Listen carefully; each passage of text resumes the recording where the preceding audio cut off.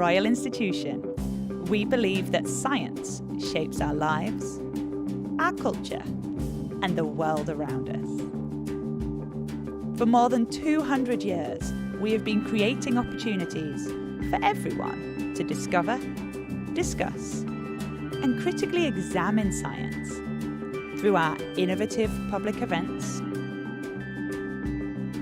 world-famous Christmas lectures, YouTube videos, and cutting-edge education programs. Become a member of the Royal Institution today and help us to inspire everyone to think more deeply about science and its place in our lives.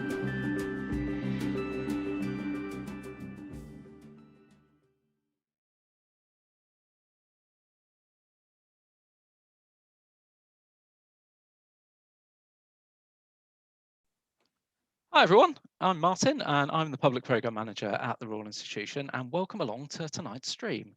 I'm very excited to be introducing the amazing Dean Burnett shortly, but just to mark your card for next week, we've got no stream on Tuesday, I'm afraid, but then we're back with a bang on Thursday with Beth Betchke, who will reveal the people behind the detailed analysis of forensic evidence. There's all kinds of stuff about blood spatter and fingerprints and all kinds of exciting stuff. So if you're fans of CSI or Cold Case or any of those other shows, I think you probably want to come along to that one. Before we get underway, just like to go over a few things as always. A big welcome to the members and patrons of the Royal Institution. If you've been watching these streams before, you'll know that anyone in the world is welcome to join the Royal Institution. You don't need to be a scientist, you don't need to be qualified, you don't need to be nominated or anything like that. It's open to anyone at all. You just need to like science, want to support what we do, and want to get a nice membership card in the post that says you're a member of the Royal Institution, which is a pretty cool thing. We're really grateful, of course, to all our members and patrons for giving us all their support in these very difficult times for us as a charity. Secondly, just a bit of housekeeping. If you haven't seen already, there's a chat box on the right of the video, which I think is that side.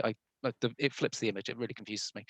Anyway, if you're not watching on the YouTube website or the YouTube app itself, say you're watching in Eventbrite, you kind of have to click on the video or click on the YouTube logo in the video, and that'll then take you to the YouTube site where you'll see the chat box.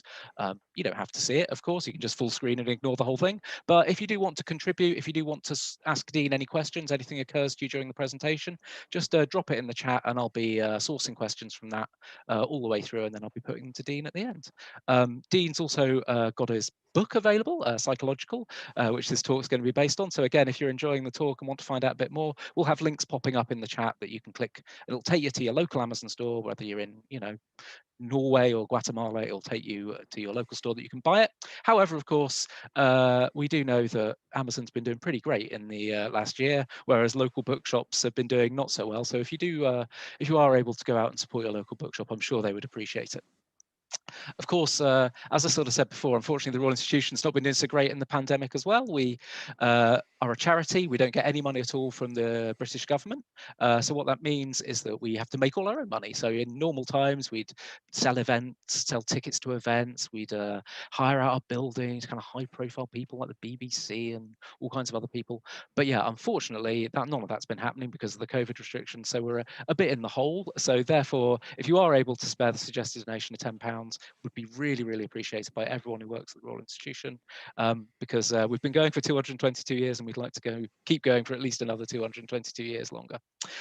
Finally, we've also got a survey in the email that you'll get after the talk, so please do fill that in. Again, it just helps us know who's watching, what you like, what sort of things you'd like to see in our streams, and so we can keep providing hopefully the best science talks for you to enjoy.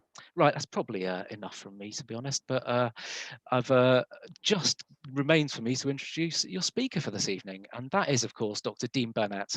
Amongst the many things that he is, he's a neuroscientist, he's a lecturer, he's an author, blogger, podcaster, pundit, science communicator, comedian, and lots of other things as well, depending on who's asking and what they want from him. He was previously employed as a psychiatry tutor and lecturer at Cardiff University Centre for Medical Education. He's now an honorary research associate at the Cardiff Psychology School, as well as a visiting industry fellow at Birmingham City University. He's also, of course, a full-time author on topics around the brain. He wrote a satirical science column, Brain Flapping, at The Guardian, which is now Brain Yapping for the Cosmic Shambles Network, which I definitely recommend to you. And this led to his international bestseller, The Idiot Brain, which he spoke about at the Royal Institution, I think, what must be 3-4 years ago or so. But anyway, it's great to welcome him back for more interesting brain stuff. So can you please give a big welcome to your speaker tonight, Dean Burnett. Okay, thank you, Martin, for a lovely introduction. Hello, everyone who's watching this. I'm Dr. Dean Burnett, as was said. It's an incredible honour and privilege to be invited to speak for the Royal Institution again. It's such an honour because very few other circumstances would I actually put a tie on in my own office.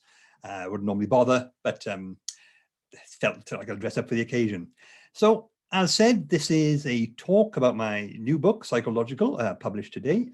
Probably see on the screen, but here it is as well in case, subliminal. And that's what I'm talking about here. Got some slides up on the screen to show you all. Yes, so it's again, I emphasize, please do support the Royal Institution. It's an immense privilege to be invited to speak for them. Normally I probably would be doing this in the Faraday Lecture Theatre rather than my own outdoor office, but swings and roundabouts, there are pros and cons to both. That's a more prestigious venue, but here I get better phone signal. Like the phone signal in the theatre is really patchy. It's almost like it's got one of those cages around it that block signals. I forget what they're called, but you know the ones. So those are just the gist of things. So this is a talk about Psychological, the book I wrote about mental health, but not about my own personal journey with mental health particularly, about the science of mental health, about, as the subtitle says, why mental health goes wrong and how to make sense of it, regarding what's actually happening in your brain when your mental health goes awry, or where it suffers or declines, which is a particularly important subject right now because we are still very, very far into a global pandemic and mass lockdown. The end is possibly in sight with all the vaccines coming out, which is great, but it's still a long way to go. And perhaps, as you'd expect, there have been lots of reports and studies which show that people's mental health throughout most populations is in decline. People are reporting greater cases of depressive symptoms, anxiety symptoms, drops in well-being. The Office of National Statistics published a study today of like 10 years of data, which shows that over the last year, people's reported mental health has declined significantly. And it doesn't really come as a surprise to anyone, particularly if you work in the field of mental health, because when you take the entire population, tell them to stay at home, keep them away from their family and friends, and tell them there's a deadly pathogen circulating in the air outside, of course, you'd think mental health is going to decline. But the question is why? Why does that have an impact on our mental health? What does that do to us, which causes our mental health to undergo such serious negative consequences, which make us medically or clinically or mentally unwell, however you want to describe it. And I think that's something that's often overlooked in terms of, there's lots of discussion about mental health these days, but there's very little that I've noticed personally concerning why it happens. What's the mechanism? Why do our brains and our minds react in this way to the world around us? What's going on there? And I think that is perhaps a key aspect which is often missing, because when you understand these sort of things, it helps to demystify things. It helps to hopefully reduce stigma because you know what's going on. You don't feel so paranoid or scared or uncertain, which the brain doesn't like. Or at least you have a better idea of what's happening to you and why it's happening. And that can be very reassuring and reduce the impact of mental health problems. So that's why I wrote the book. That's why I'm doing this talk. So before then, I thought I'd do a few quick disclaimers. So as stated previously, I'm a neuroscientist. I am not a psychiatrist. I'm not a trained psychiatrist. I'm not a clinical psychologist. I'm not a therapist. I cannot diagnose people. I cannot recommend or advise treatments because that is outside my area. I'm a neuroscientist. I am a scientist of the brain. And I think that's relevant. Well, I hope so, because I'm here now.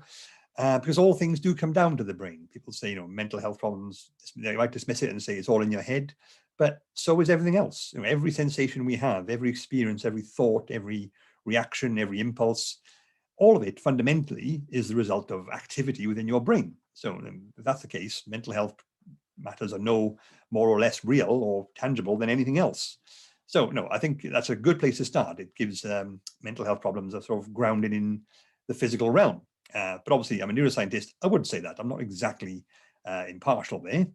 I'm not a specialist. I don't specialize in one particular area. But I think I would argue that the jack of all trades approach that I have ended up adopting is perhaps a more useful one here, because when you speak to people about mental health, and they are usually an expert in one particular key area. They're a neurologist, they're a psychiatrist, they're a psychologist, and they have their own thoughts and views on that aspect. Whereas I say I'm a neuroscientist by training, but I've written so much about the brain and studied it so much since. It's such a wide area.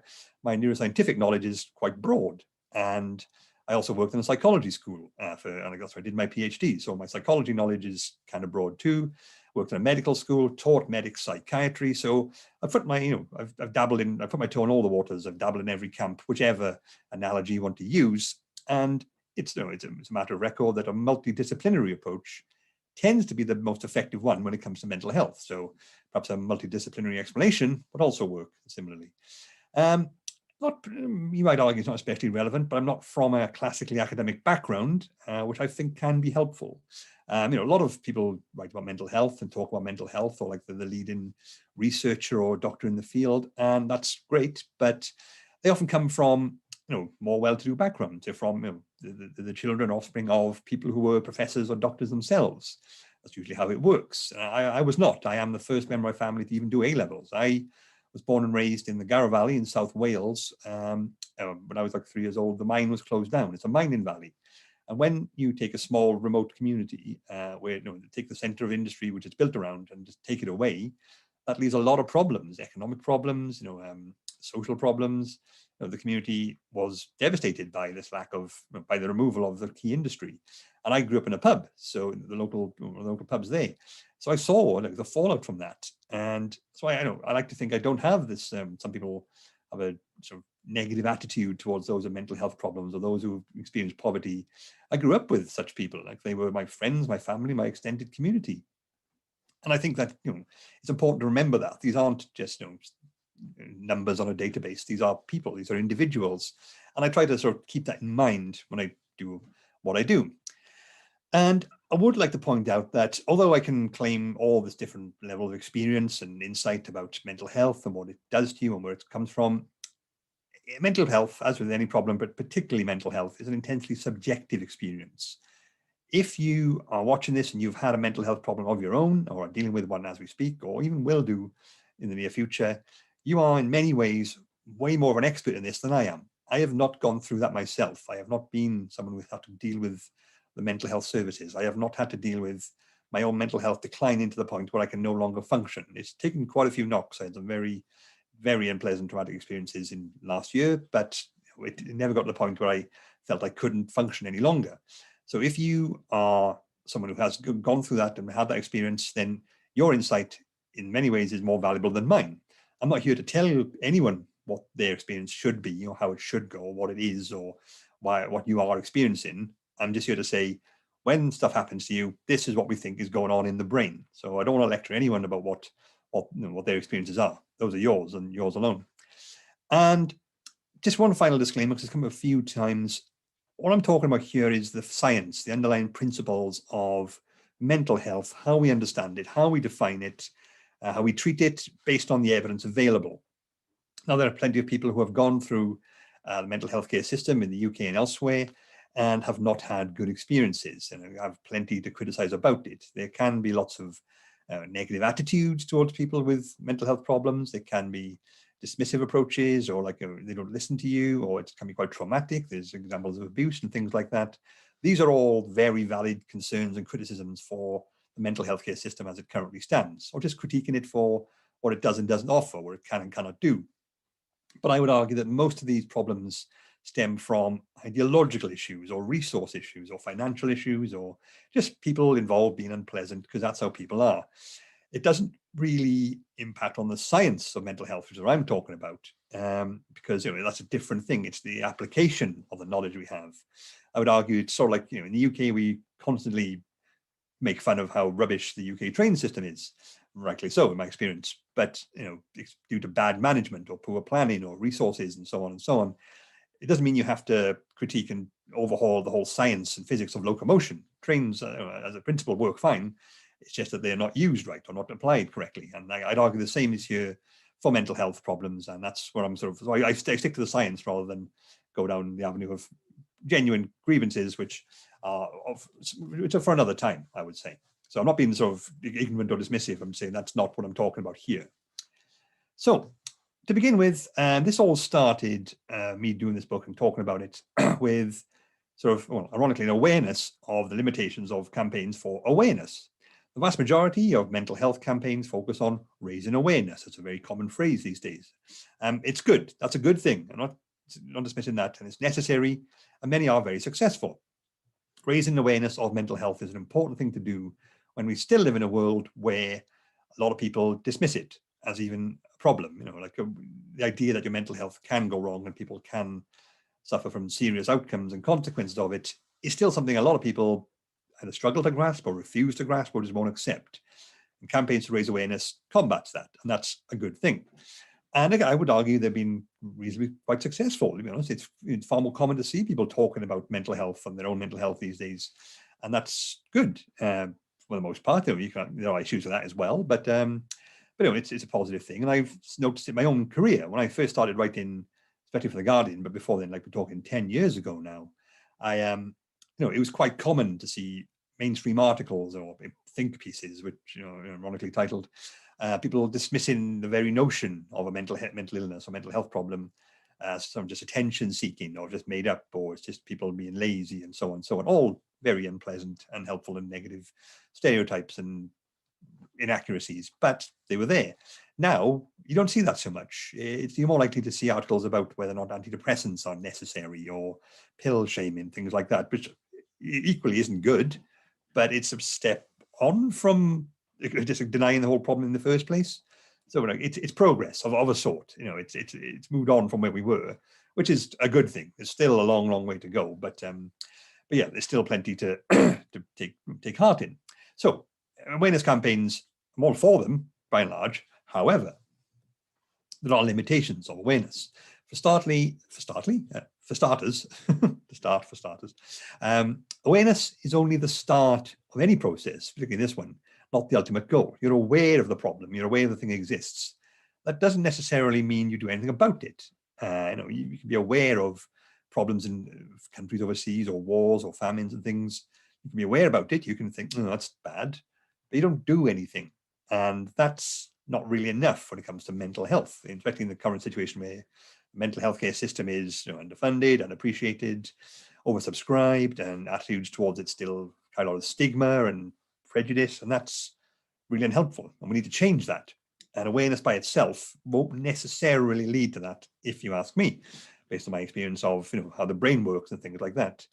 This is compounded by the fact that awareness campaigns often convey a relatively simple message, because they have to, because that's how mass media works. You need to have a straightforward message which as many people as possible can understand.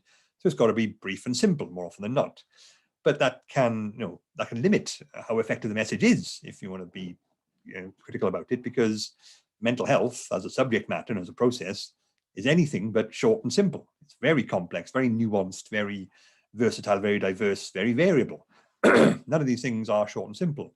And that's why a lot of awareness campaigns, the kind of the message boils down to depression is real, pass it on, which is a correct thing to say, but is it necessarily as useful? I mean, I'm aware of Wi-Fi. I don't actually know how it works or how to fix it. So my awareness, and it's a simple message of just connect and go on with it. That's good, but it doesn't really give me any ability to do anything about it. And the problem is, I think, awareness does not automatically result in understanding. And that, I think, is an oversight, perhaps not an intentional one, or perhaps it's something people haven't got around to yet. But just because you're aware of something doesn't mean you understand it. And I think when you understand it, that's when change can happen, because it gives you like a set of parameters to work with. It lets you encompass the idea, it can encompass the concept. Because if something is just told like this is a thing, accept it, people don't tend to react well to that. They will sort of resist if they don't already agree with it, and so on and so on. And it doesn't give you any tangible way to interact with it. But understanding, know how something works and know potentially how to fix it, that can give you people a sort of investment. It makes things more tangible. And it can potentially lead to a more likely change in behavior and attitudes, which I think is necessary when it comes to dealing with mental health stuff. So that's why I set about doing this whole book and talk like this. So to begin with, just get to the very, very, very root, the very basics. What is mental health? What are we talking about when we say mental health? And that's, it's one of those things, I would argue, that everyone uses the term, everyone sort of intuitively knows what it means. But if you were to ask someone to write down on paper exactly what mental health is, using words, a lot of them would either struggle, or if you ask 50 people, you get 50 different answers, a lot of which are variable. And pardon me, that's actually quite a tricky thing, because when it comes to dealing with something scientifically, you need a lot more certainty. That you can't just have a gut instinct or a vague understanding of what something is. You need to know what you're dealing with before you can study it, measure it, objectively assess it, and things like that. So, the World Health Organization, they have a definition, which is a state of well-being in which the individual realizes his or her own abilities, can cope with the normal stresses of life, can work productively and fruitfully, and is able to make a contribution to his or her community. Good. Still a little bit, it's quite long-winded, but it's trying to cover all bases. But there's still a bit of, I wouldn't say wishy-washy, but still a bit of ambiguity there. Like well-being, what is well-being? I mean, say out loud, it sounds like it's just being well, which is, I guess it makes sense, but it's another term like mental health, or things like emotion, irony. You sort of know what these things are, but has anyone really sat down and said, this is what this is? We all need to agree on that. So my approach is that you do the classic analogy or comparing it to physical health. When it comes to physical health, you have a body, which is made up of tissues, organs, bones, systems, and they're all working together to produce like the working human body. They work together effectively to result in a body in good physical health. If every part of your body, every system, every bit, every cell, every tissue is doing what it's supposed to do, or at least doing enough to not disrupt anything, you are in good physical health. You don't necessarily mean peak physical health. You can have different levels of fitness and so on, but you're in good health if no particular part of your body is causing problems or disrupting your ability to function. And similarly, if you use the same system with the mind or the brain, our brain produces emotions, thoughts, moods, perceptions, attitudes, beliefs, motivations, and so on and so on and so on.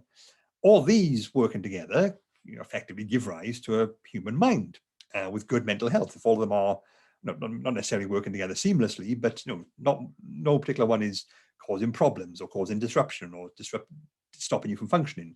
That's what that's what we're hoping for. So same way you have a body when every part of it is working well, you have good physical health. You have a mind, or every component of it is working well or acceptably, then you're in good mental health. You can have ups and downs and so on. And I like to refer to it as the musketeer approach, because although everything working together is what produces good health, physical or mental, you don't need everything to go wrong to have bad health, physical or mental. You can have a kidney stone, which is a very small piece of grit or like calcified stuff lodged in your kidney, which is quite a small organ. But if that happens to you, you're in serious pain. You are incapacitated. You are not in good health. Similarly, if you have one part of your mind, like you've got too much, your emotions are unpredictable or excessive, or too much fear, or not enough emotions, or your perception has gone wrong, you're seeing things which aren't there, or you're believing things which aren't real, and so on and so on, then you are said to be in poor mental health, even though the rest of your mind around it may be working okay. It only takes one thing to cause a drop in health. So it's all for one for all, the musketeers approach. That's how I sort of think about it. And that's how I'm thinking of it when I mention these things going forward. So that's mental health.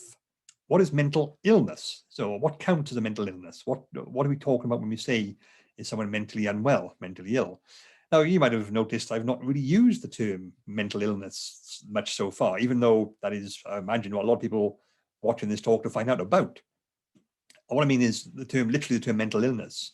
It's not a term as commonly used as it once was. It has a lot of connotations. You probably see people refer to more mental disorders now, which is a sort of a less loaded term. Disorder is perhaps more objective, more neutral as a phrase to use. But there's lots of reasons for this behind the scenes, which I found out since I used to use it a lot in the old days, but I've since stopped. Another part of the problem is that what is illness? Again, it's another word which is less specific than many would assume. When I first in the book, looked up in the dictionary, illness, and it said the definition of illness is a period of sickness. That's right, that makes sense. Then I looked up sickness, and it said the experience of being ill. So for illness, see sickness, for sickness, see illness, you don't actually get a definition, you just get a circle, an endless loop, which isn't really helpful. And again, we're talking medicine here. We're talking a science where you have to address people's health. So you want to use the terms you want to use need to be quite specific. You can't have just wishy-washy terms. You can't have a X-ray machine which just occasionally throws black spots everywhere, because that's exactly what it shouldn't be doing. And so there have been attempts by the medical world and scientific world to clarify what the illness and the associated terms mean. A particularly good example would be Professor Marinka's modes of unhealth, as he referred to it. Professor Marinka passed away 2 years ago, sadly, but he was a very experienced GP and dealt with a lot of this stuff. And he broke it down into 3 aspects. Disease is a mode of unhealth, which is the actual pathology, the thing inside you which is going wrong. Obviously, you focus more on physical health, but still, the pathology, the root cause, the tumor, the broken leg, the infection, the injury, the virus, the fungal thing, whatever it is. It's the physical thing which is causing the disruption or altering how your body works, which is resulting in a decline in health. So that's the thing you can sort of look at and say separately from the person, this is what the problem is. Illness, in this particular mode of unhealth, is the subjective experience of poor health. So like you have a disease, but you feel ill.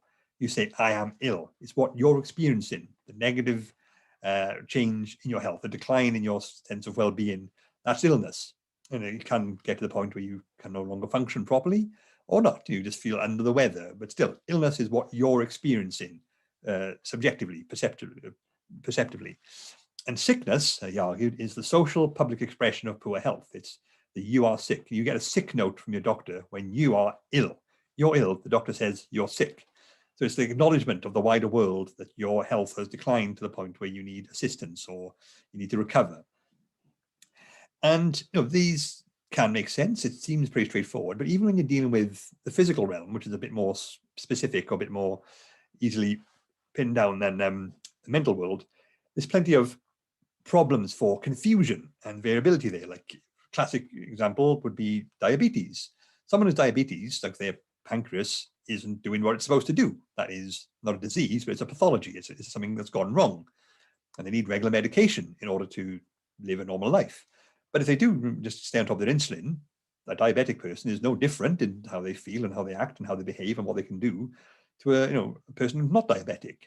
So this person has, quote unquote, a disease. And you could argue that someone says from the outside, you are sick because you've got this disease, but they are not ill. They feel fine.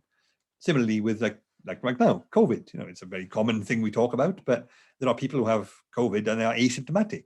They have the disease. And by, anyone else's definition, you have this pandemic disease, you are sick, but they are not ill because they feel fine. And that is, it becomes very, very confusing then, because someone says you're sick, what if they don't feel ill? It becomes a bit of a minefield and like how you define things. It's also important to recognize that people use illness more generically than that. More generally, they use it as being someone who is not well, someone who has something wrong with them. And that is where the problem sort of arises when it comes to mental health. A good example of this would be like a common refrain, like comparing physical health problems to mental health ones. They're often equated. I got a little cartoon there, which is one of the many sorts you see online. If people spoke about physical problems, like as they do about mental health problems, it would be like this. Someone with someone who's again chemotherapy, saying, "Have you just tried snapping out of it?" Or with a broken leg, why don't you just walk it off? Or someone's food poisoning, you need to change your attitude and not have food poisoning. That would be ridiculous. We wouldn't do that. And the point is that mental health problems are just as serious as physical ones more often than not, but we treat them differently, and that's bad, which is correct. And but there are some issues with comparing and contrasting and making the argument that mental and physical health problems are the same. But there are some valid reasons to do so. There's a lot of uncertainty in both. You can have physical symptoms and not have a diagnosis for a long time, or have several diagnoses, because the human body is an incredibly complex system, and the symptoms you experience can be often quite downstream from what the actual problem is. So you get lots of different diagnoses. It could be this, it could be that, it could be that. I mean, that was the basic premise of the TV show House with Hugh Laurie, which was the most popular show in the world for a few years, and then everyone just forgot about it. Weird. And a lot of that happens with mental health too. Like, you don't know what the problem is. Your symptoms change, they warp, they adjust over time, and that can happen with physical and mental problems. So there is a degree of uncertainty. And they can have chronic or discrete episodes. You can have a one-off physical illness, or it can be ongoing for your whole life. Same with mental health problems. They can be severe or mild, and so on and so on. So there are comparisons to be made between physical and mental health problems. And I would argue that comparing the two, saying physical health problems are just like mental health ones or vice versa, is a good thing to do if awareness is your goal, which often is the case.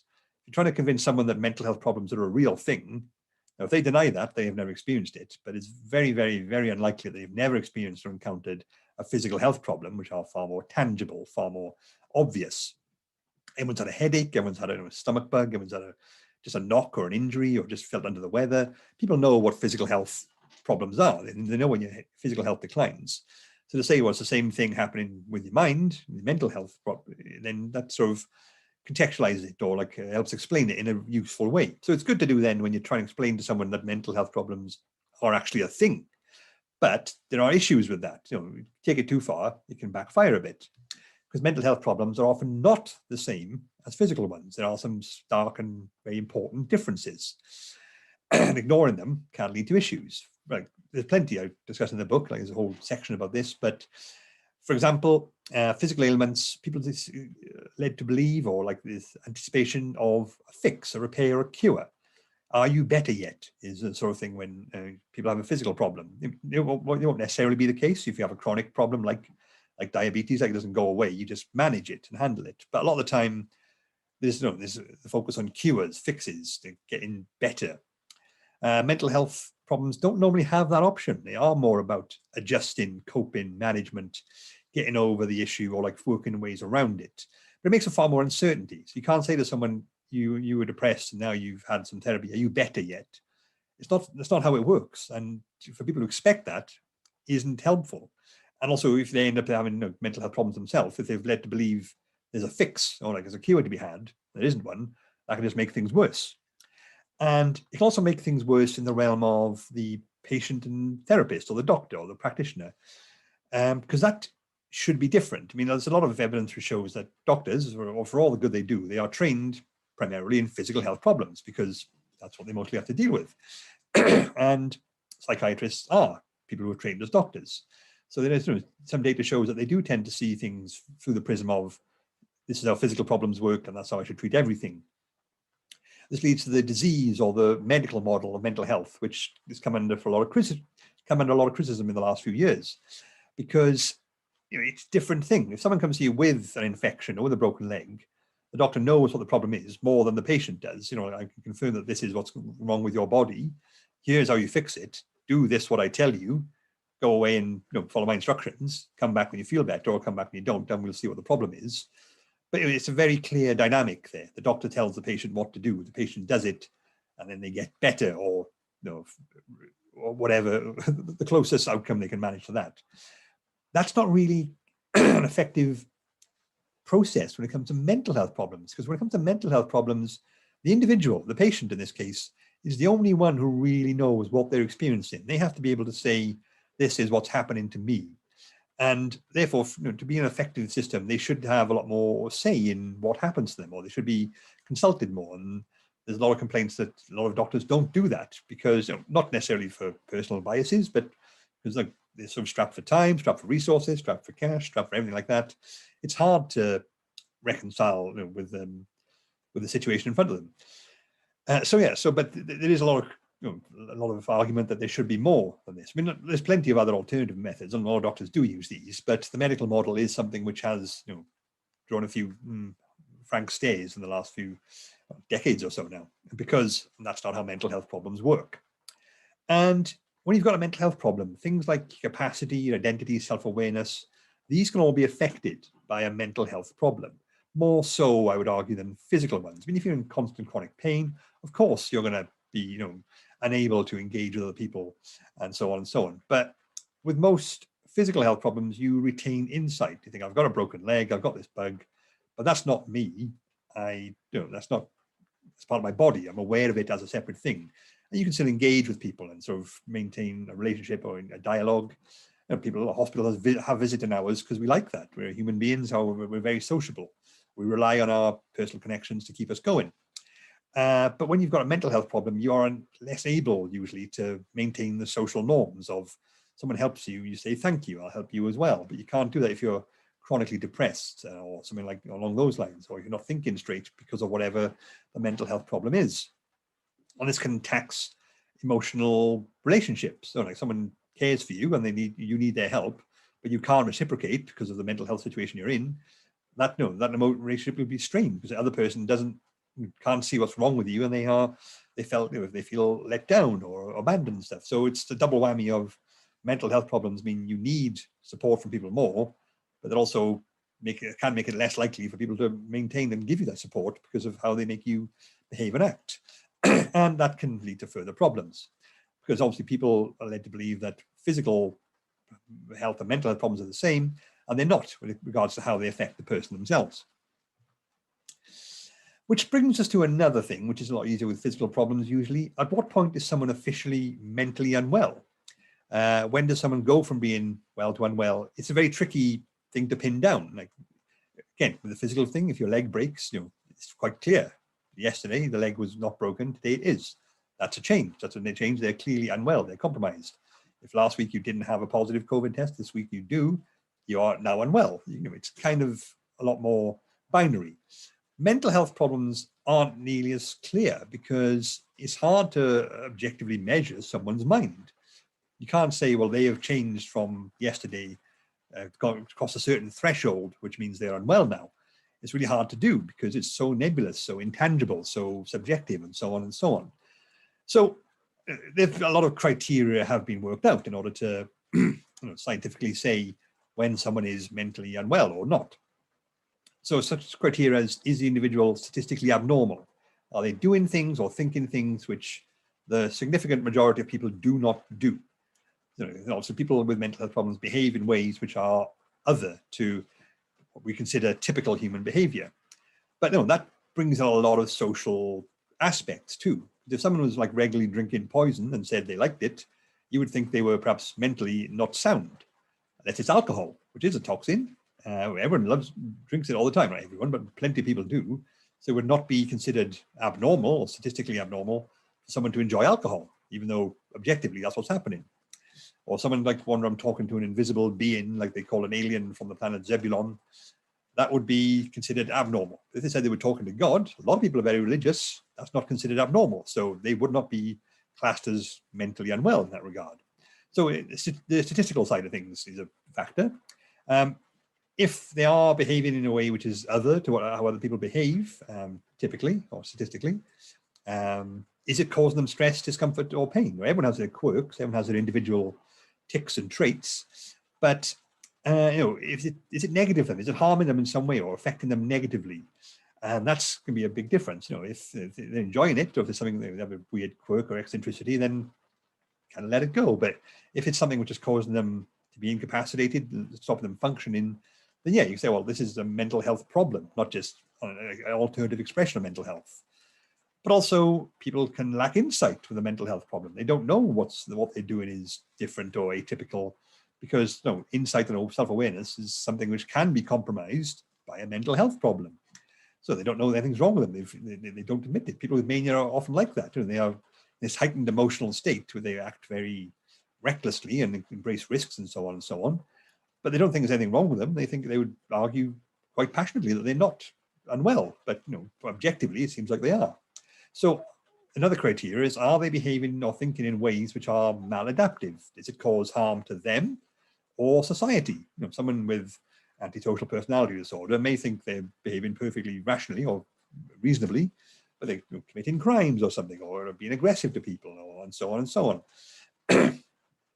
Or are they harming themselves in some way? These are other criteria. So if someone's behaving in a way which is unusual, it's causing them problems, or they're not enjoying it, or like it's causing them to suffer, or it's harming them or other people in some way, then these are all ways in which we can say, well, that anything which falls into those categories is a mental health problem. Someone who does all that is mentally unwell. It makes sense logically. However, take into account the fact that Until the 1970s, homosexuality was listed as an official mental disorder. It qualified for all those criteria. Most people are not homosexual, so it was statistically abnormal in that respect. People who are in the closet or come out tend to have a lot of hard time, a lot of stress, a lot of depression and stuff. So it must be harmful to them.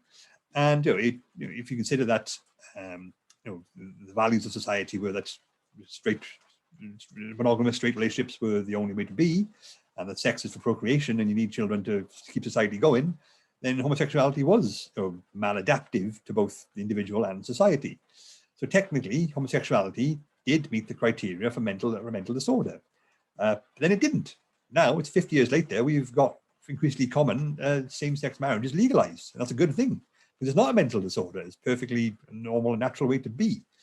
Homosexuality never changed. Society changed. Our attitudes to what is and isn't acceptable or permissible when it comes to sex and relationships was it developed. It was updated. It changed over time based on more and more wide experiences, and that's good. There's still plenty of people who think that shouldn't be the case, but who cares what they think? But that has huge implications for diagnosis, because unlike physical ailments, physical problems, you are not, those are based on how the body works, and that's very consistent. You know what a human body is meant to look like. You know it's meant to behave. If there is, for example, someone you meet one day, meet them the next day they're just leaking green slime from every pore of their body, that's not meant to happen. That is atypical. That is unhelpful. They are unwell. Clearly, someone call an ambulance or whatever's wrong with them. But you can't really do that with mental health problems, because like I say, there's all to do with statistical abnormality, or we consider what's good and what's bad by the world around us, and the world keeps changing. So, a lot of mental health diagnosis is anchored to social norms and social expectations and social values, and those change. It's sort of like, if you've got a boat, you moor your boat by tying it to a cow. Big solid object, boat won't drift away, but the cow might wander off and take the boat with it, and then you're somewhere you don't know where you began. And that's sort of why using illness can be a negative thing, because it's a value judgment. When you're saying someone's ill, you're saying something is wrong with them. And 50 years ago, if someone was homosexual, you'd say they were mentally ill. Something is wrong with them. People try to fix the problem. That caused more issues because there wasn't anything wrong with them. Hence, we try to say now that disorder rather than illness, because that's just like something different, not necessarily a bad thing. I mean, people could argue this is splitting hairs, but who's to say what will happen in a few decades' time, which makes us reevaluate what we think of now as mental health problems. This is happening all the time. So the science underneath it all, is what I'm getting at here, is constantly in flux, and it's not really as rigid as people might think or hope or expect, because it's based on underlying social values and norms, which are flexible, which are constantly in flux. And that's why mental health problems can be so versatile, so hard to pin down, because there's a lot of give, a lot of elasticity in there. So when I say like mental health problems, where are these found? Where do you find these things?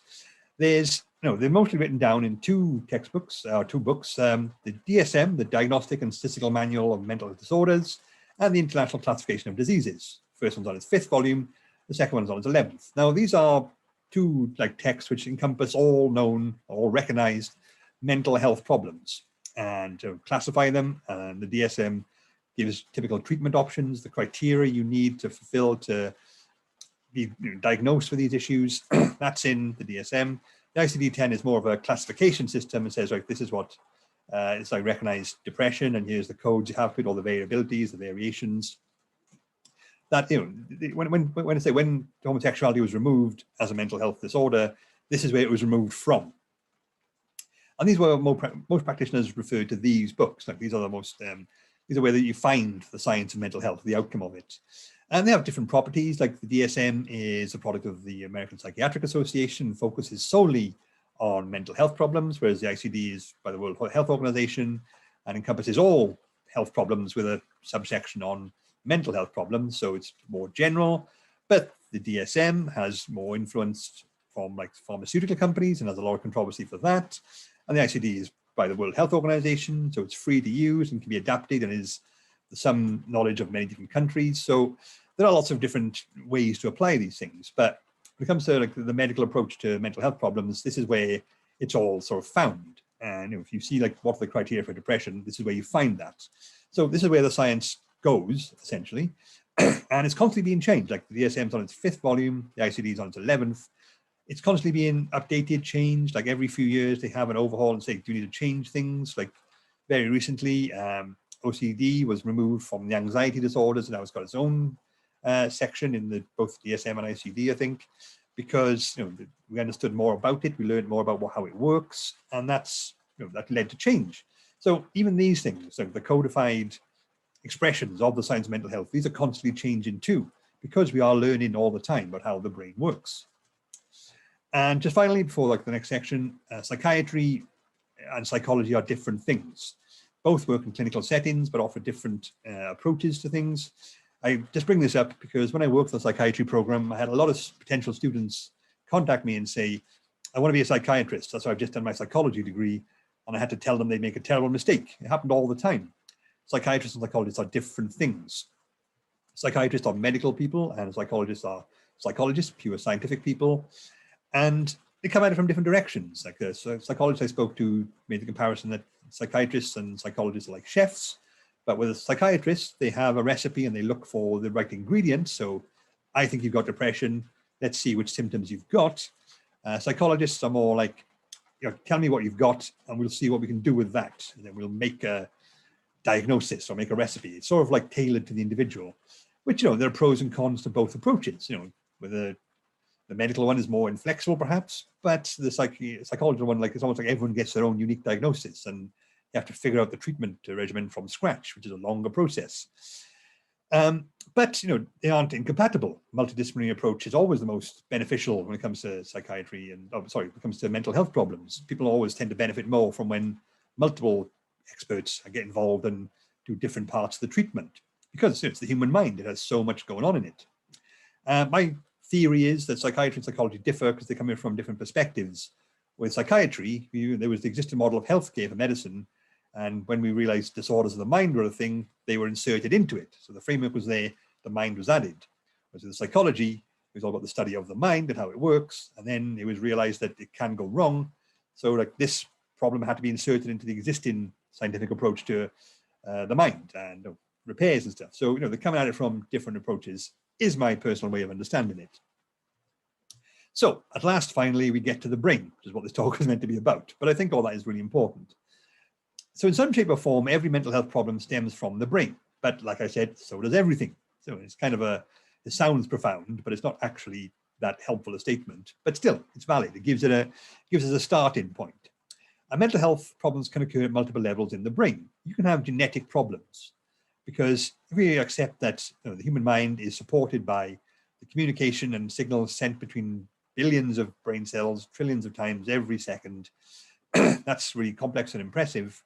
But all that is supported by the structure of brain cells. And that comes from the proteins they're made up of, which is what DNA codes for. The genes that we have in our DNA, each one declares, makes a certain type of protein. And if there's a sort of glitch or a misshape or like a random stutter or absence in part of the DNA sequence, the protein it ends up making can be misshapen, and the shape of the protein is integral for what it has to do.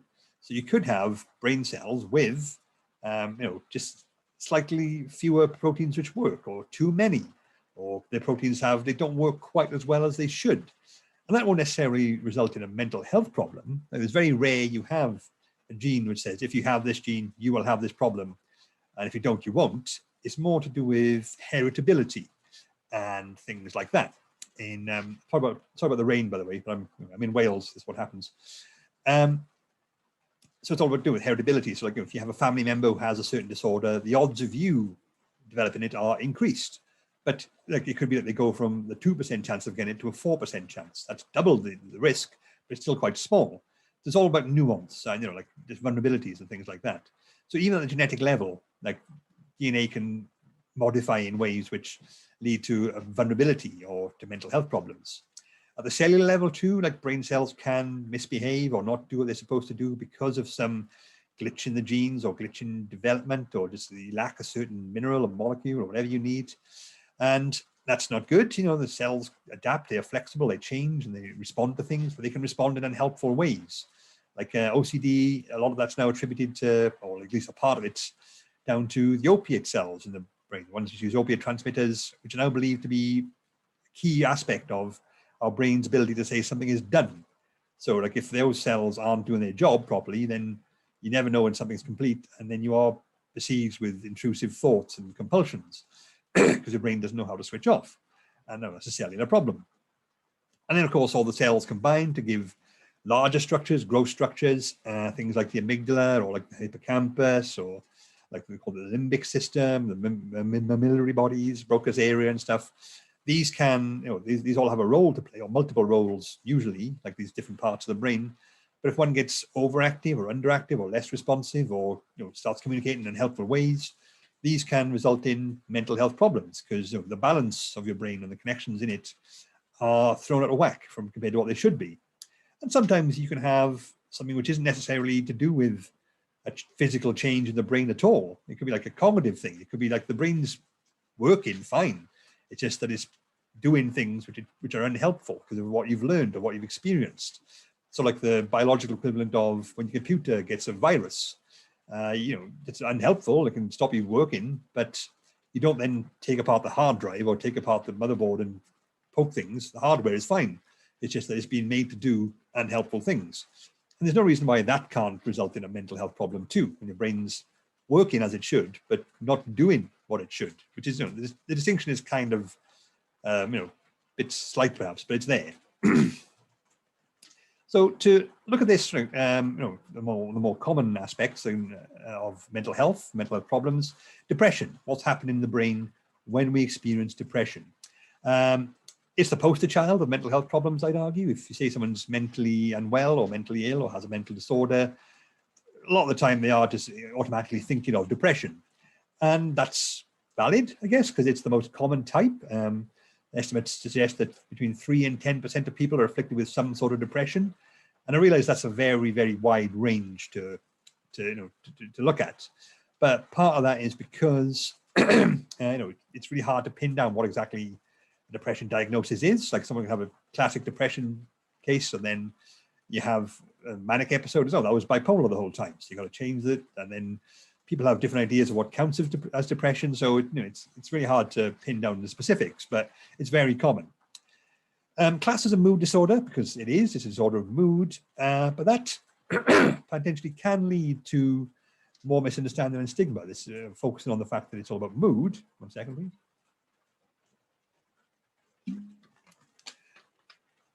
Because I think people relate to moods. Everyone has a mood. We all have a mood at all times, even if it's just a neutral mood. And then you get people saying, "Oh, I've been sad, snap out of it." In truth, depression is a lot more than that. It's usually a far more intense negative mood, or like an absence of any emotion, flat affect. It can be anger as well. There's lots of different types of mood involved in depression, but the classic is the real melancholy, and lots of different types of it. And it's not so much the bad mood, which can be a thing. People can have really, really bad moods for very logical reasons, like losing a parent, like I did last year, and just general life trauma. But it's when you can't change that mood, when that mood persists for a very, very long time, as far as mood goes, that's when it becomes like, that's a problem. That's not how it's meant to be working. And that's when we sort of think, okay, that's how you know depression. It's like someone's in a bad mood. Sure, someone's in a very low negative mood, fair enough. But they've been like this for the best part of 2 weeks now. Okay, that's wrong. That's something's amiss there. That's what the general scientific approach is. And also worth mentioning that the chemical imbalance view of depression. When you talk about the science of depression, it's very common to hear people these days go, "Oh, it's a chemical imbalance in the brain," which means like the chemicals that make up our brain and allow it to work, they're not in the right proportions, and so on and so on. That's quite an outdated view now. I mean, it's still part of the bigger picture, but it's not the be-all and end-all as it once was, because the science has moved on. So to contrast that chemical imbalance contrasted with neuroplasticity, the neuroplasticity model of depression, which is my personal, I won't say favorite, but it's one I lean into most often, because it's all to do with brain and the brain cells. And there are other possibilities. There's a lot of work on the inflammation theory of depression. Like it's all about the brain being inflamed by stresses and so on. And there are people who argue that it's purely cognitive. It's like our mind's inability to process new things because of what's happened. But I tend to lean towards the neuroplasticity one because that's my wheelhouse. And neuroplasticity is the brain, or the brain region, the brain cell's ability to change, ability to modify, to respond, to adjust what it's doing, its output and its connections in response to what's happening to it, what stimulation it receives, what signals are sent to it. It responds and adapts. That's almost like the key superpower of the brain. It is a very flexible organ. It changes, it adapts, it modifies over time. And that's good. That's what it's meant to do. A static brain is not a good brain. A static brain is technically dead. So no, the brain's flexibility, plasticity is a big part of why it's so useful. But in depression, that's believed to be lost in key areas. The chemical imbalance, the deficiency in neurotransmitters, that usually means there's not enough of a certain neurotransmitter, the chemicals brain cells use to communicate back and forth across the synapse. That's still an aspect of it. There's still the fact that in people with depression, it looks like they do have lower levels of key neurotransmitters. But that can arguably be viewed as more of a symptom than a cause now, because there are many issues with this idea that chemical levels being disrupted is the key cause of depression. The neuroplasticity model argues that the core problem seems to be that neurons responsible for change in mood and responding to things, they become inflexible, they lose plasticity. And that is a problem. That's why, like, the key problem with depression isn't the low mood, it's the inability to get out of that low mood, to change that mood. You're stuck in this low pit of melancholy, despair, just negativity, just numbness, however it manifests to you. It sort of explains why depression can have so many different expressions, because it's not about the mood itself, it's about the fact that mood is persistent over a very long period of time. And also explains why SSRIs, the classic antidepressant like Prozac, the most common and the first line of defense usually against depression, these are serotonin chemicals. That they increase the levels of serotonin in the brain, which is a neurotransmitter which doesn't actually make us happier. It's not a happy chemical, as some people call it.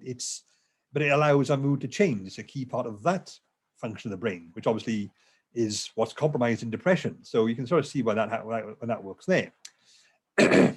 So antidepressants, since I'm talking about them, they are the go-to treatment for depression, and they're often unfairly stigmatized because they're dismissed and they're seen as an easy whipping boy for people who are opposed to big pharma or medicalization of normal behavior and so on. No, that's a whole other argument for another time. But there are some reasons to, when people don't like them, that's not unfounded. They are not perfect. They have a lot of problems or a lot of imperfections, or just they're not great, but they're the best we've got. Essentially, that's a lot of what it comes down to with antidepressants. They typically work, all the more common ones we have available right now, by increasing the levels of neurotransmitters that are reduced in a depressed brain. And that's still, they were discovered by accident. It was discovered that's what they do. They raise transmitter levels, and people with depression who took them got better, or like not got better, they weren't cured, but they felt better. Their mood was changed and elevated. So that's where this whole chemical imbalance theory comes from. But over time, it became clear that that wasn't the whole story, clearly, because antidepressants, typically the modern ones we have now, the common ones, they have a therapeutic effect which takes place after several weeks, like 2 to 3 weeks. That's when you start to feel better. That's when your depression symptoms start to abate. But if it was true that the chemical levels in the brain are the cause of depression, like you have insufficient neurotransmitter, that's why you're depressed. You take an antidepressant, that fixes that problem pretty much right away. As soon as the chemical hits your body, the cells are working constantly over time. It's a very rapid system. Those neurotransmitter levels go back up with your very first dose. But depression doesn't go away for like weeks. So clearly there's an extra step that's being missed out there, or at least one, maybe several. Case in point, antidepressants have a lot of side effects because no drug specifically targets one area of the brain. They raise those transmitter levels everywhere throughout the brain. And the brain does a lot of things, and the body as well. All the nervous system extends everywhere. So when you take an antidepressant or any sort of drug, it elevates or changes those chemical levels throughout your body. And that's going to disrupt things which are working fine until you started taking this. And there are many side effects, and they kick in pretty much straight away. So clearly it's doing something. It's just not doing the thing you want to do for several weeks. So clearly there's a gap in our understanding there. And we're never sure how well antidepressants are going to work. They have There are lots of different types because some people don't respond to some, they respond to others. There's treatment-resistant depression, which you have to break out the big guns for that, the ones with very bad side effects, but very powerful impacts, and that's why they're not used first and foremost. It's like, breaking out a shotgun to take your nails off, just use the scissors, it's fine. But because every brain is different, every brain is developed in certain ways and has endured certain things and has different chemical levels because of what you eat, what you do, where you live, the environment you grew up in. Every brain is different, and sometimes the balance between one system and another can be shifted one way by antidepressants, but maybe it's the other way. Maybe some people generally don't get on well with antidepressants because the recent discovery shows that there's not one serotonin system in the brain, there are several, at least two, probably a lot more. Some of those help improve mood, some actually make it worse. So they control the bad moods. And some people, that part can be more activated by antidepressants than the other one, the helpful one. So therefore they would feel worse if they take antidepressants, and that's not helpful. Anyway, it can happen. So when people take antidepressants, they can feel worse pretty much right away because of the side effects, or just worse in general, not feel any benefit for several weeks. Yeah, you wouldn't be surprised if people say these don't work, or don't think these are valid things. That's why, because there's something else going on there, and how they have their effects is different to what people expect. But this can all be explained better by the neuroplasticity mechanism. Like most go-to antidepressants, like the SSRIs and so on, they work on neurotransmitters which are part of the monoamine class. Dopamine's monoamine, noradrenaline's and monoamine, serotonin is a monoamine. So these are very important, very important. They let the brain do loads of things, really important stuff, but they're a relatively small component of the brain. They don't make up much of the mass of the brain. They're they're like the veins that flow through marble. Constant presence, but not much of them there, compared to the bulk of what we're looking at. And the mood system, which is very complex, very widespread, the monoamines they're not the sole thing which controls that. So it's thought now that antidepressants increase activity in the monoamine system by boosting the neurotransmitters there, and that leads to more activity coming from the monoamine system, which then slowly spreads out and causes more stimulation to those exhausted neurons and sort of coaxes them back to life. But it's a gradual process. It's more like watering a plant than just flicking a switch. It's drooping, it's wilting, water it, fertilize it, and sort of slowly comes back. That's what we think is happening with depression. We scientists who are the same school of thought as me. So it's sort of like blowing on a campfire, which is slowly dying out. Like gently coax it back, and that's thought to be why antidepressants work, and also explains how and why newer approaches, new models of antidepressants based on things like ketamine and other psychotropics, they seem far more potent and more effective. In 2019, in the US, they released, in a controlled way, the first ketamine antidepressant. It's actually a nasal spray. And apparently the results, it's still early days, because obviously 2020 shut down a lot of things, but the results show that it's very effective very quickly. You can kick in hours, maybe next day perhaps. Because ketamine, amongst other things, works on the glutamate system. And the glutamate neurons of the brain are the most stimulated, and they'd make up like 80–90% of the brain's mass, glutamate neurons. In terms of pound for pound, glutamate is by far the most common neurotransmitter. So when you take ketamine, rather than a ketamine antidepressant, whereas monoamine antidepressants is slowly coaxing things back to life, ketamine sort of just kicking the door in and throw them out of bed saying, get back to work, because it's really powerful. And that's why it's got to be so controlled, and why results in, don't just take ketamine if you're depressed. That's a terrible idea, because it has to be very, very, very carefully refined. But it's a more stimulating thing, and it sort of triggers or activates those parts of the brain which are suppressed in depression in a more profound, excitatory way. And it can also explain how talking therapies work. Why would a talking therapy raise your chemical levels, like cognitive behavioral therapies and so on and so on. And they complement antidepressants. People normally benefit most from talking therapy combined with an antidepressant therapy. And part of that's because cognitive behavioral therapy, which is the usual go-to, is essentially coaching or teaching people to think differently or think in new ways, which don't necessarily lead to in this case, depressive symptoms. Like if you're constantly consumed by negative trains of thought, think in this way, which doesn't lead on that route. And it could be that what they're doing is actually activating different pathways which aren't normally activated in the brain, causing more excitation, and which spreads further and can stimulate the tired loss of neuroplasticity neurons in more indirect ways or different ways, which cause them to come back to life. Or maybe it's the antidepressants increase the activity, but the cognitive behavioral therapy sort of channels it, like someone molding clay.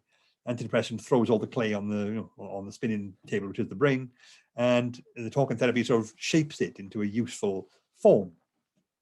And again, one possibility. But you can sort of see now when it's all about how certain neurons react or are stimulated back into activity. That's sort of and it makes more sense in terms of that's why depression works rather than just basic chemical imbalances.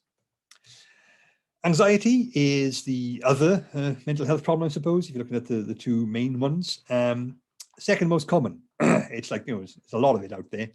If you say, like, I think some stats say like depression has over 300 million cases in the world, and anxiety sort of somewhere in the 250, 280 million range. Still plenty, still far more than enough people to warrant some serious concern and attention.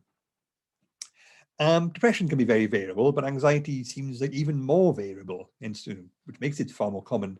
You got your general anxiety disorder, which perhaps was what most people would think of when they say anxiety or as a disorder. You got PTSD, of course, agoraphobia, panic disorder, social and general phobias, and more. These all come under the umbrella of anxiety disorders. They can be trickier to diagnose as well because more fluid.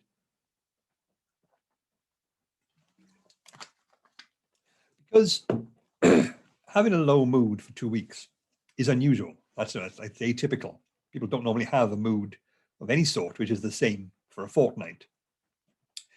But being anxious, being stressed about stuff is very common in the wider world. This is why, like major depressive disorder, requires sustained symptoms for 2 weeks. But general anxiety disorder, it's got to be 6 months, which is a long time. But think about it. It's not uncommon to be stressed about something for months on end in the modern world.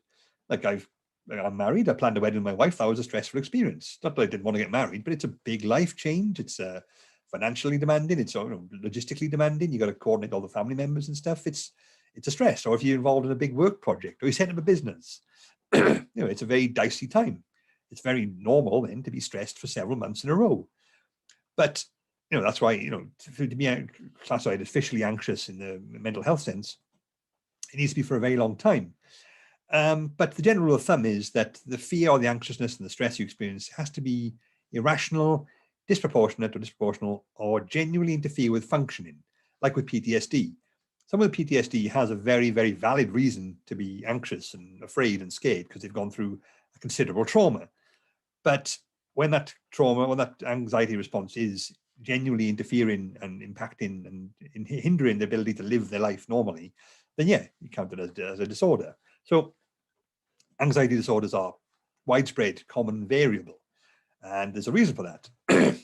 Neurologically, appears to be, based on the evidence we've got, a problem with the threat detection system centered around the amygdala. So the brain has this really fundamental network which monitors all the activity coming out of the brain for threats, dangers, and hazards. And anything which even looks vaguely like a threat, it sort of causes a spike in the build-up to the fight or flight response, because that's how we deal with threats and dangers.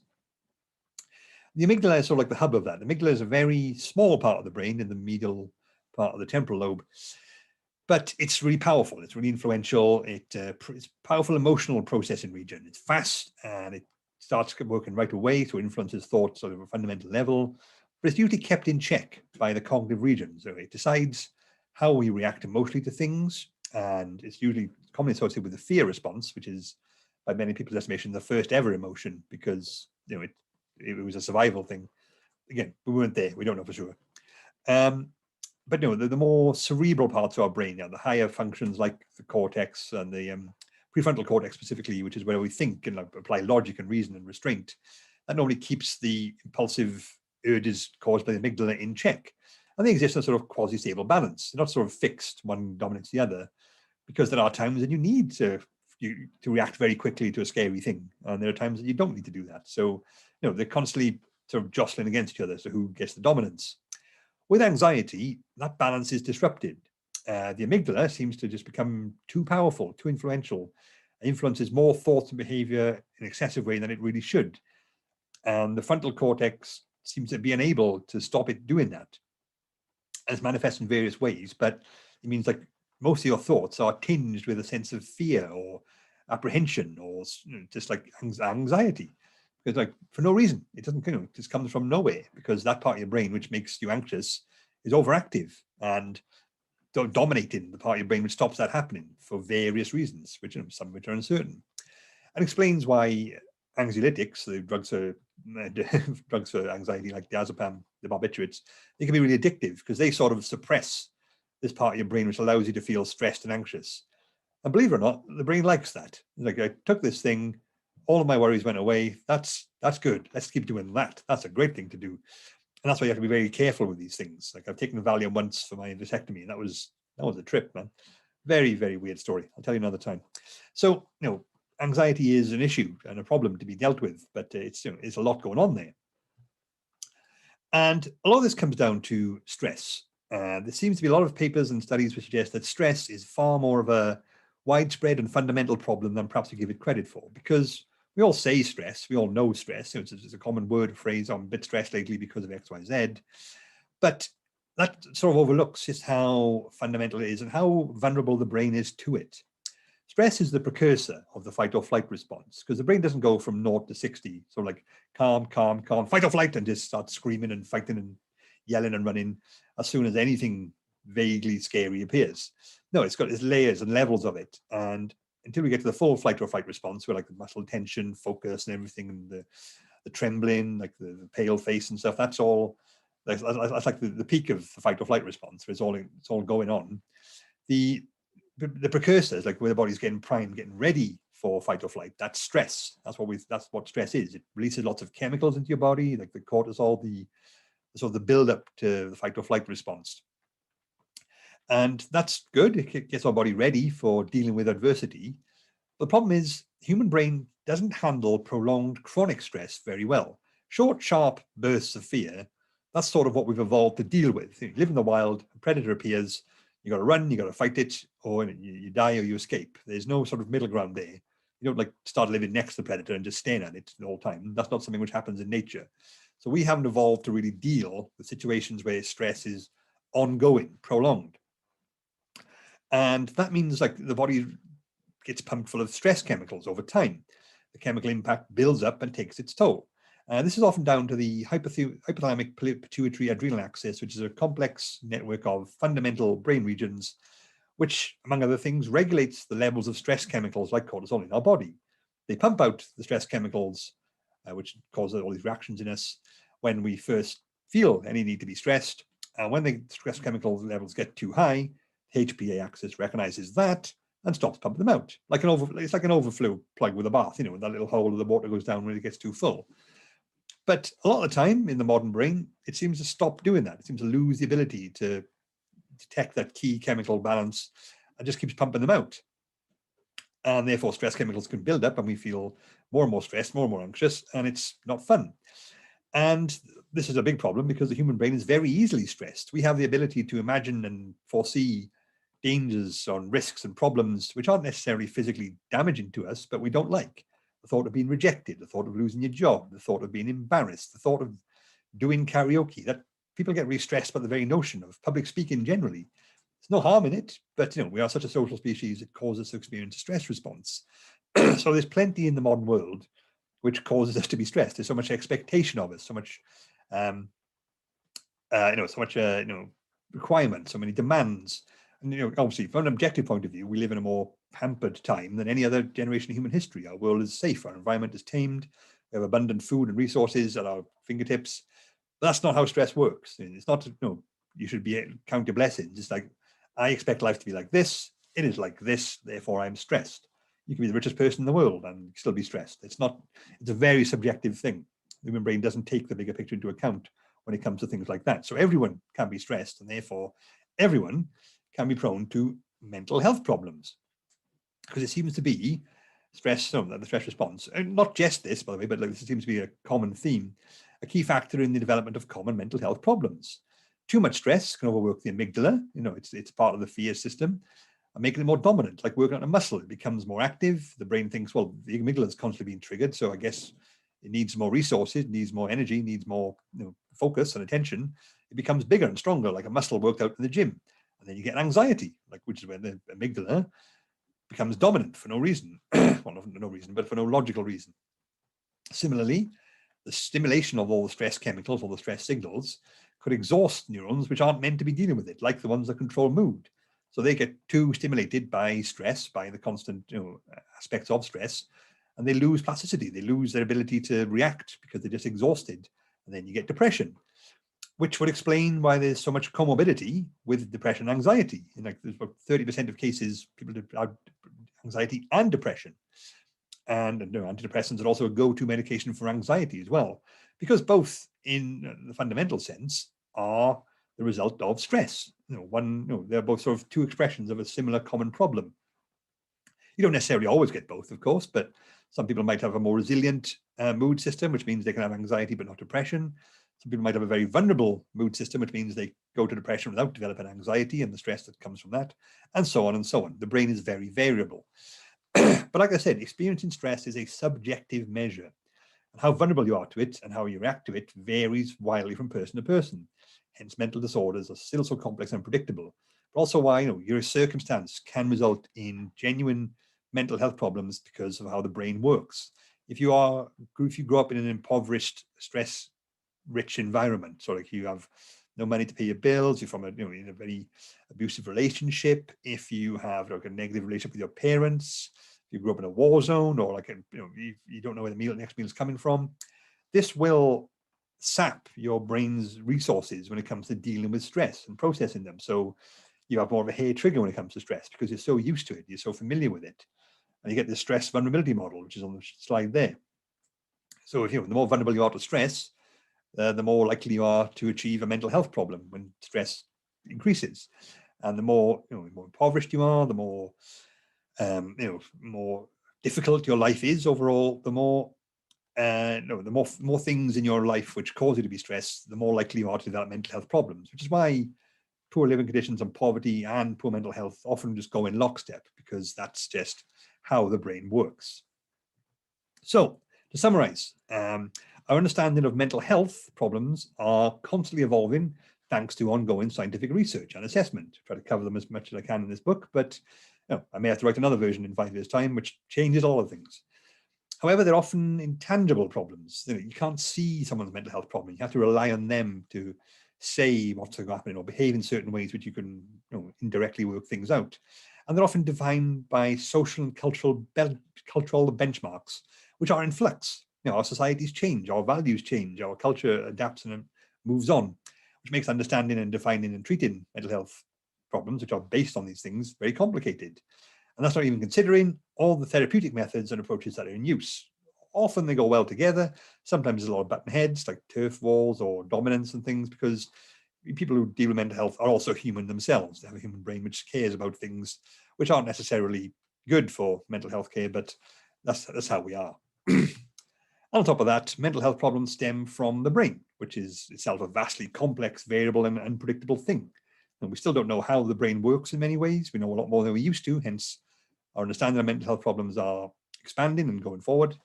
But the brain's still a very complex, unpredictable, messy organ, and we're still figuring it out. And as a result, we'll still be figuring out more about mental health problems as time progresses. And a lot of the common theories and ideas about mental health that you hear about today, they're kind of outdated now, like obviously the chemical imbalance model. As our knowledge of the brain expands, it has expanded over the last 10 years significantly because of the invention of scanners and things like that. The scientific basis and practice is regularly revised to reflect this. Like all these texts which say, here's how mental health stuff works, those are constantly being changed. So, the science is evolving constantly. And despite this, of course, there are some common roots like stress, the obvious example, of the more typical disorders being identified. So it's not that we don't know anything, it's just that there's a lot there to unpack. And because the brain is so unpredictable, so variable, then we have, they can manifest in so many different ways. So that's a whistle-stop tour of the role of the brain in mental health problems, or vice versa, if you like. The book is there if you want to get it. These are my links, should you wish to pay any attention to those. But thank you for sitting through that, and apologies for the background noise of the rain if you heard it. If there are any questions, I will happily answer those now, but thanks again for listening.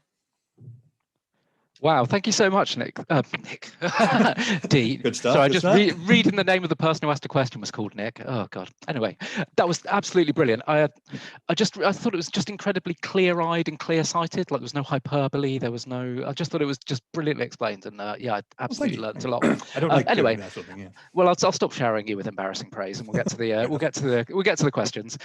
So, as you can imagine, with a topic so broad and wide, there's questions on all sorts of things, from neuroscience to the society to absolutely everything. So, I'm going to try and crack on with as many questions as I can. So, Nick asked kind of an interesting question, which is, do you think that mental illnesses, disorders, or so forth are more common than currently estimated in our current society? And I just wanted to add to that a little bit of, I mean, obviously, if you look at the statistics and how many people are depressed in Britain in 2021 versus in 1921, it's going to be hugely different.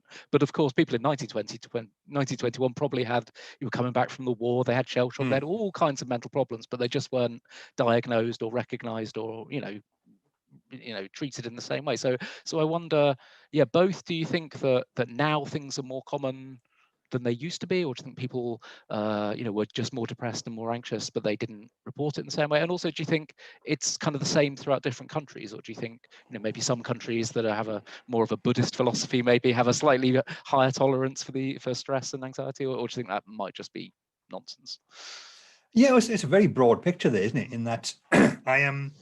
Look, I think one of my favorite books to read is the Spike Milligan's War Diaries, Adolf Hitler, My Partner's Downfall. And I do recommend that for people who are sort of skeptical about mental health things, because the whole volume, they get to the point where he was injured in battle and was declared, quote unquote, bomb happy, which was obviously the vocabulary of the time for mentally unwell. He had PTSD, quite clearly, he couldn't function.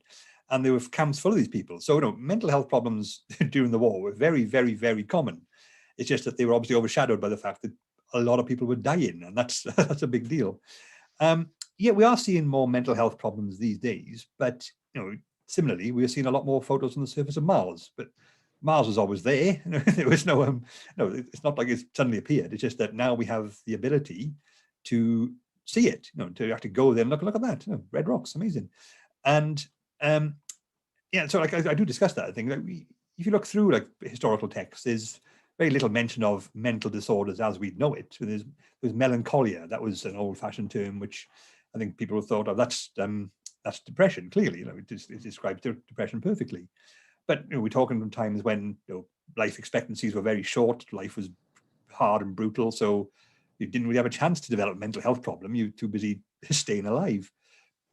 So I think these are both, you see like things in the Bible, things like visions or speaking in tongues or like hallucinations. These are all likely to be just mental health problems people were displaying, but described in the vocabulary people had at the time. They didn't have the science; they had the spirituality, and that's why you have people still say people are struggling with their demons. There's no demon inside you, but that's what he was once meant to believe to be, and then they drill a hole in your skull, which honestly didn't help. And so yeah, so it is. I think mental health problems are very common. And the go-to statistic is 1 in 4 people has a mental health diagnosis.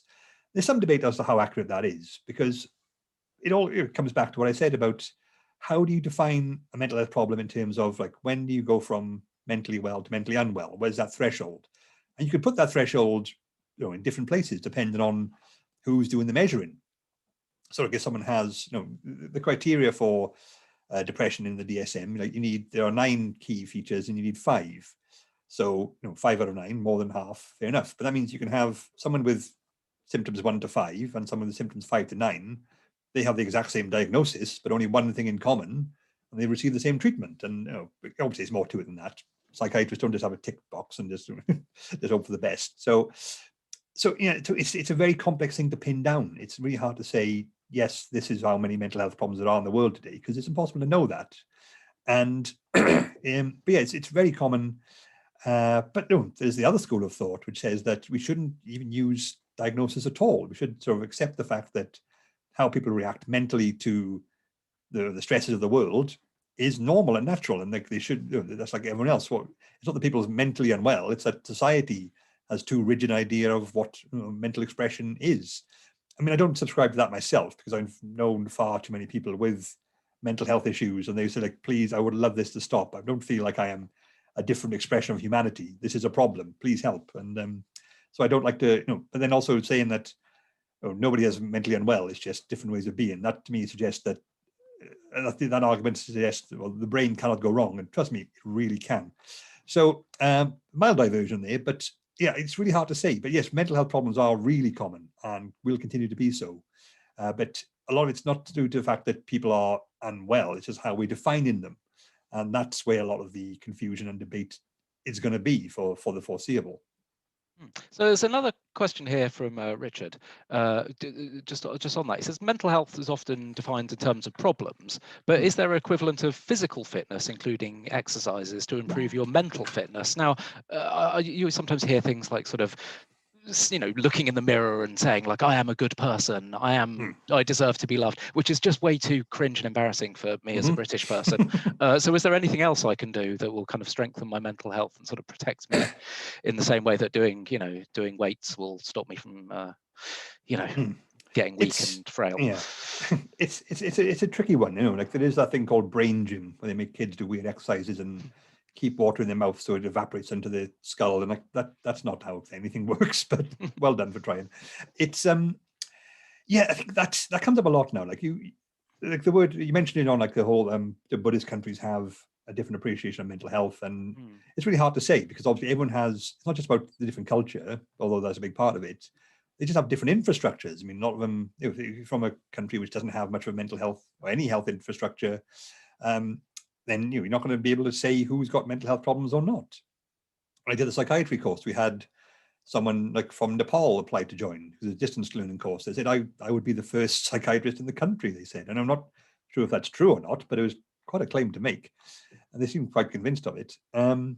So, but then the Buddhist school of thought, like that's sort of been infused into like modern day mindfulness practices. And mindfulness is a real thing and it can be very helpful, but it has been somewhat hijacked by, let's call it corporate interest, as in you've got mindfulness coloring books, and you've got, just you can buy a book of cat pictures, and that's mindfulness as well. That means an extra 20 quid, and that's not really how it should work. And, but there is some science to say, like, the closest sort of, I won't say hard science, but the closest sort of like more tangible stuff is to do with the cognitive reserve. So people with a larger cognitive reserve, which means like they have kept their brain quote unquote active. The brain's always active, otherwise you're dead. And so like that's just how it works. But using it for different things, like experiencing new things, keep educating yourself, keep doing stuff, whatever stimulates you in any way. That can strengthen your brain because it's plastic, it adapts, it responds positively to things, and it works out kinks and stuff. And but people with who keep doing that their whole life, they tend to be quite resistant to dementia. There have been several cases of people who have died of old age, and they've done a biopsy of their brain, like they found this brain's got serious dementia, it's like quite far along, but they had never shown any symptoms of it because they were well-educated people who kept active, who kept stimulated. But that it's good to say that you've got a big cognitive reserve. It protects you against the symptoms of dementia. But to do that, you need to have the time and the access and the motivation to be able to just keep learning stuff for your own amusement, for your own interest. And modern life often denies that to people, particularly if you're from an impoverished background or if you're living in a really dicey situation. You're working 3 jobs just to keep a roof over your head. You don't have time to, I think I'll sit down and read this encyclopedia tonight, or I think I'll go for a walking holiday amongst the Norfolk Broads and admire the scenery. It's also a very privileged position to be in. So yes, there are ways you can maintain a healthier brain and sort of keep your mental health sort of ticking over, or keep it in a good shape. But doing that is a much bigger ask than people expect. You could, then you get people saying, "No, you need to think positive. You need to just do your wellness mantras." Well, that's not as straightforward as you think it is. And for a lot of people, that is a big ask and overlooks the fact they have a lot of other things to be dealing with. So I'm just very wary of saying, "Oh, this is how you fix your mental health," when I don't know your situation. You might be doing everything you can just to stay afloat. And I'm not going to sit here and tell you, well, you just do 5 positive mantras a day and then you feel much better about yourself. And look at me, I've got a cabin, and so on and so on. Yeah. Well, cool, we're rapidly running out of time. I'm going to try and squeeze in one more question, which is from Oliver. So earlier on, you mentioned ketamine as a potential treatment. I thought this might come up, yes. Well, we had a talk a little while ago from Michael Pollan, who you might know, and Oliver asked a similar thing, which is, what are your thoughts on the growing interest in psychedelic therapy? I know drugs such as MDMA, LSD, and psilocybin, which is the chemical from magic mushrooms. I think that's just been legalized for research in America. I think so, yeah. So do you think they kind of show a lot of promise, or do you think they kind of might be a bit overhyped? I guess still early days in terms of well, again, what's hype and what's not. But I think it's scientifically sound for the same reason that ketamine works. I mean, these are clearly very stimulating compounds. I mean, when you are hallucinating and seeing all these bright colors and stuff, it's logical to assume, well, your brain's been very stimulated by what's in it right now. So parts of your brain which aren't normally on are now on. Like, oh, hey, that's I'm seeing things which aren't even there. That's how stimulating my brain is now. And if you if the neuroplasticity model of depression is what's really happening, then it would make sense that such a strong stimulation would kickstart those sluggish neurons back into life at a faster rate. So there's no reason to sort of say that wouldn't work. I mean, it makes logical sense based on the science that I'm aware of. But like I say, there's always lots of side effects, because when you stimulate all the brain, you stimulate all the brain, and you shouldn't do that all the time. That's a really dicey thing to do. But I think there's always going to be an element of hype, because it's been quite a long time since we've had a new approach for antidepressants. Like, they've been using the same type of compounds for decades now. And I think they were waiting for a good breakthrough, and this could be one. But it's always worth saying, like, well, it'd be nice to have that. If it is, it makes sense. But let's keep a logical perspective on this. Now, does it work, or do you just want it to work? And that's, I think that remains to be seen. But there's promise, definitely. But I would be wary of any hype at this stage, because that's just a sensible way to proceed, I think. Yeah, and then obviously a lot of the research has been banned for decades, so it's even though things like LSD have been around for most of the 20th century. Things, yes. But obviously it's been difficult to kind of get the research out there. Well, thank you so much, Dean. Unfortunately, we've kind of out of time really, but we've had loads of brilliant questions. So thank you so much for all your comments and engagement in the chat. It's I would describe it as a little bit chaotic, but very positive in the chat. So thank you all for contributing.